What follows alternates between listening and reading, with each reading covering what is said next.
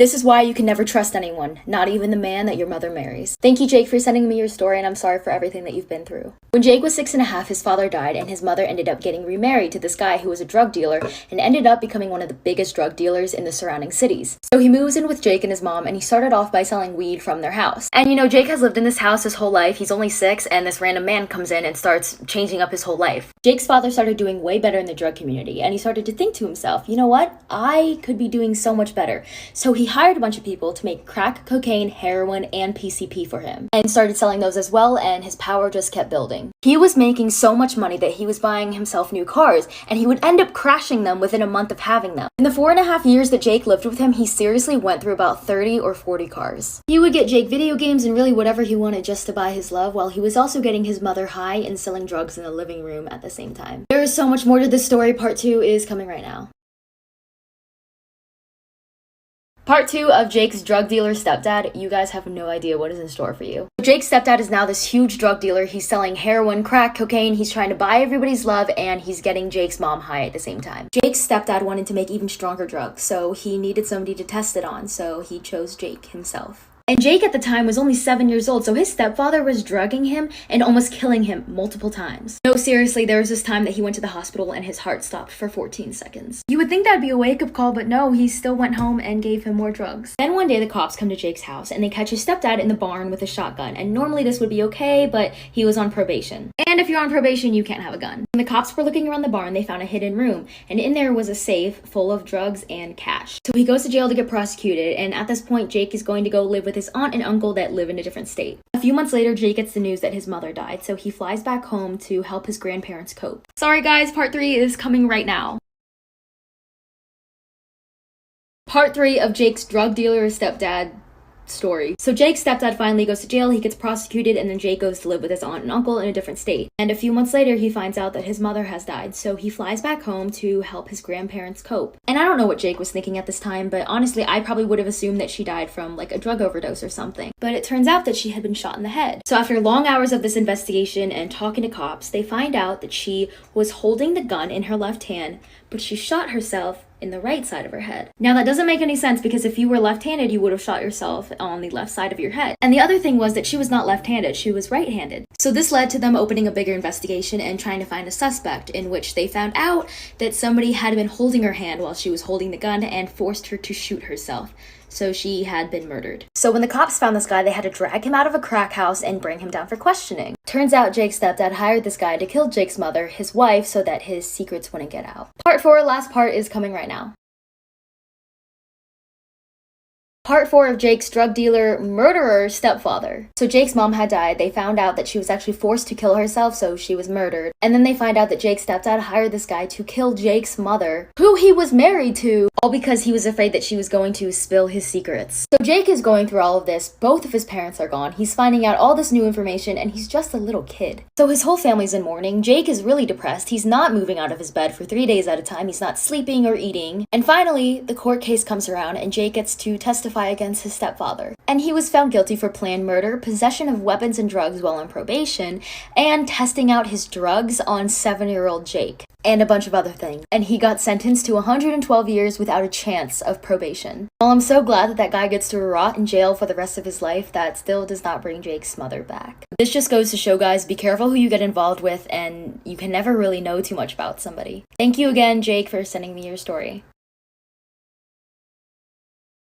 If this doesn't prove how dangerous our world can be sometimes, then I don't know what will. So a girl named Jesselyn sent me her story through my Instagram. She was about 9 years old when she was in Las Vegas with her family, and she was going home to LA, and they needed to stop for gas. Jesselyn really needed to pee, so her dad stopped at the Buffalo Bill Casino and Resort, and he takes her to the bathroom. So he waits for her, and then they leave together. And as they're exiting, they get approached by this random lady that literally came from a van. And she says, "How much?" Jezebel and her dad are really confused, so they're like, "What?" And the lady in the van points at Jezebel and says, "How much for that little girl?" Immediately, he goes, "She's not for sale." And the woman actually grabs Jezebel and tries to pull her, but Jezebel's dad slapped the woman's hand. No, no, no, no, no. So Jezebel and her dad walk back over to the car where her mom and her brothers are, and her dad says, "Oh my God, you cannot believe what happened." And he tells her. Then the lady from the van goes up to the mother's window, opens her purse, and shows a lot of money. And she says, "You have 2 sons, just give me the girl." And then she tried to tell them that she couldn't have kids and she just really wanted one. She was really persistent, and they drove off and then called the cops.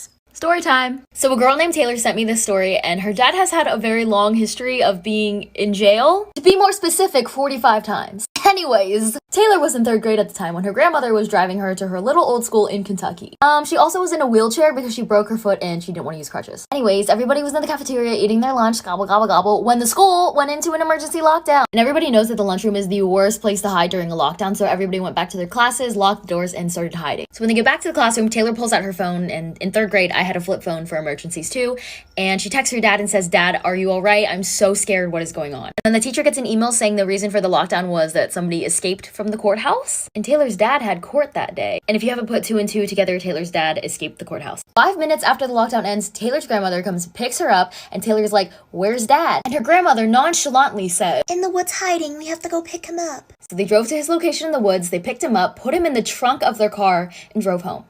That's it.